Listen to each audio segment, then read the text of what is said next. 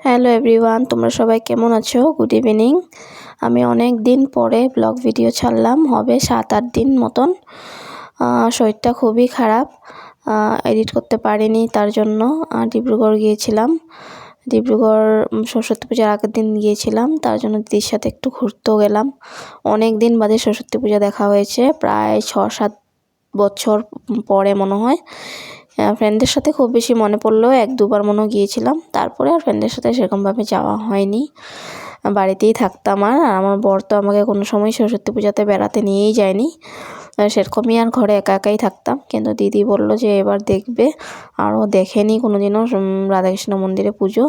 আমি যদিও একবার দেখেছিলাম, কিন্তু এত সুন্দরভাবে হয় যে ভিতরটাতে, সেটা আমি দেখিনি।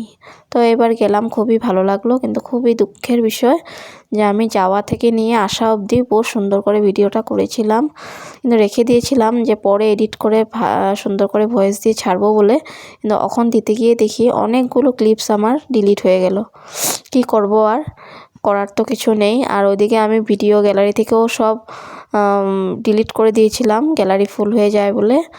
কিন্তু এখন তো আর সেগুলো পাবো না, তার জন্য আর কি করব, এটাই এডিট করে একটু ভয়েস দিয়ে দিলাম তোমাদের দেখানোর জন্য। অনেক সুন্দর পুজো হয় এখানে, অনেক মানুষ আসে, দেখতে খুবই ভালো লাগে। আমরা বিকেলবেলা গিয়েছিলাম, আমরা সকাল দিকে যেতে পারিনি।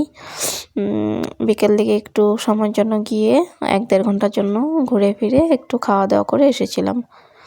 ওটাই আমার খারাপ লাগছে যে আমি অতটুকু জিনিসই তোমাদেরকে ভালো করে দেখাবো বলে ভেবেছিলাম, কিন্তু পারলাম না।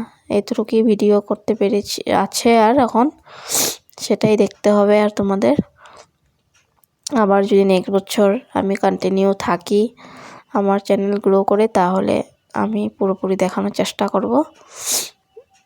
সেদিনটা ছিল খুবই খারাপ লাগার দিন আমার জন্য। একজন ছিল আর খুবই খাস, তো তার বিয়ে ছিল। সে আমাকে ভুলে গেছে, কিন্তু আমি তাকে ভুলিনি, কোনো দিনই ভুলবো না। বলে না যে যে থালে খায় সে থালি ফোঁটা করে, সেরকম মানে ঘটনাটা হয়ে গেছে আমার সাথে। ওটাই আমার খারাপ লাগে যে আমি মানুষের সাথে এতই মানে মিলি আর ভাবি মানুষের জন্য, কিন্তু মানুষ যে আমার সাথে এরকম করে আমি সেটাই বুঝতে পারি না। 10-12 বছরের ভালো ফ্রেন্ডশিপ কিভাবে ভুলে গিয়ে সুন্দরভাবে বিয়ের পিঁড়িতে বসছে। সে বসুক, বিয়ে হয়েও গেছে, রিসেপশনও হয়ে গেছে, সবই দেখলাম, ভালো লাগলো। সে ভালো থাকুক, কোনো সময় যাতে তার জীবনে দুঃখ জিনিসটা না আসুক, সুখে থাকুক, সেটাই চাই। কিন্তু সে ভুলে কীভাবে গেল, সেটাই আমার খুবই খারাপ লাগলো।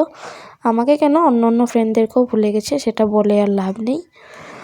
সেটা নিয়ে অন্য একদিন কথা বলবো। আর এই তো হোটেলে গিয়েছিলাম, সেখানেও ভিডিও করেছিলাম, কিন্তু ডিলিট হয়ে গেছে। এতটুকুই ছিল আমার কাছে, তাই দেখালাম আর তোমাদেরকে।